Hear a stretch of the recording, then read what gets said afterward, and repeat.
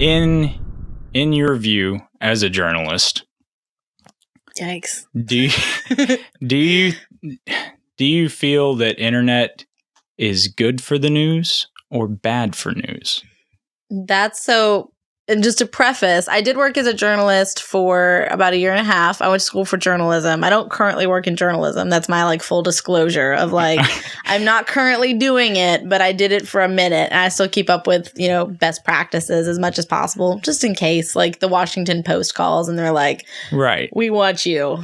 So, but I asked people, where did you get the most of your news? And they were saying Facebook and Twitter. They weren't saying newspapers. They weren't saying TV because nobody watches TV anymore. But when I asked them if they trusted it, most of them were like, no, not really. But they were still reading it. So you got your news from there, but you don't believe it. Right. So it was sort of this weird kind of, like, I wanted to ask, if you don't trust it, why do you read it? Well, because it's easy. I mean, it's right there. It's a headline. Why do we eat McDonald's? Because it's right there. It's fast. It's cheap. I don't have to think about, like, what it's doing to my body. And I don't have to think any more about it. Like, once I eat it, it's gone and hurrah. Yeah.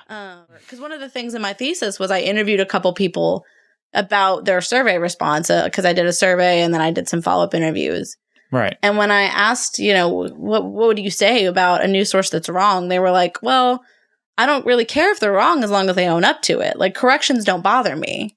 So except you don't see people correct themselves very often. I mean, I'm impressed you guys do, and on Off the Record, and I have other news sources that I know that do.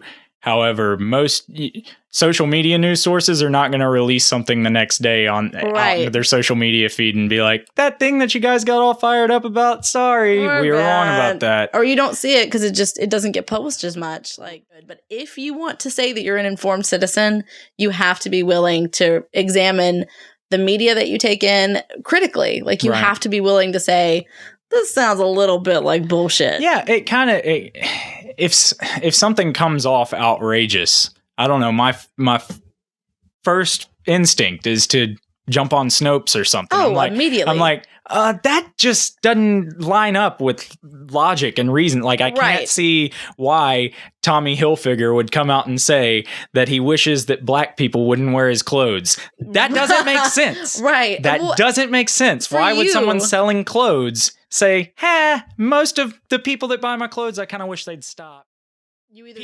People are hypersensitive to disinformation too. It's either that you buy into it or you buy into the other side that none of this is real, and then you've got that look at the people who thought Sandy Hook was made up. Right. That's what I'm saying. The girl is in every picture. You know what I'm talking about? The girl that's crying is in every picture of every big thing that's happened, and none of it's real.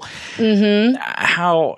No. And you can't, I imagine, you're just sitting in the back as a journalist, how do I prove to these people that this happened? I can't just show them dead children's bodies. That's belief. Yeah. You can't prove that. That goes into another realm entirely. It's strange. And it's this idea of what is a credible news source? So you trust CNN to report on, this random thing that you agree with, but you don't trust them to report accurately on the Sandy Hook shooting. Right. That's the kind of stuff where people use their opinion and decide that their opinion is more valuable than the information being presented to them. But then you have those websites that look credible that you're talking about, and they're releasing that the Sandy Hook shooting is probably not real, and that stuff is out there, and it's making it into people's algorithmically based universes that are in the social media sphere. So they see those news stories every day and think, wow, this world is insane.